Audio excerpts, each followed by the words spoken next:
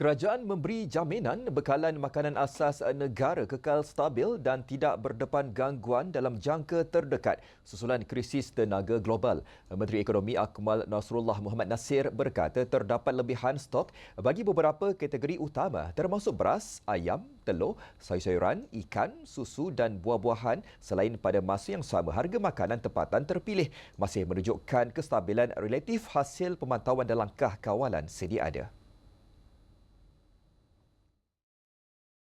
Fokus kerajaan adalah jelas, iaitu menjamin bekalan asas, mengurus penggunaan secara berhemah, membendung kesan kenaikan harga mengikut keupayaan fiskal dan pada masa yang sama membina daya tahan ekonomi negara. Kerajaan melihat isu ini bukan hanya sebagai isu minyak, tetapi sebagai isu kos sara hidup, daya tahan rantaian bekalan dan keselamatan ekonomi negara. Kerajaan mesti jujur bahawa tekanan sedang meningkat pada peringkat kos pengeluaran. Komponen utama seperti diesel, baja dan makanan ternakan merangkumi sekitar 40% input pengeluaran pertanian.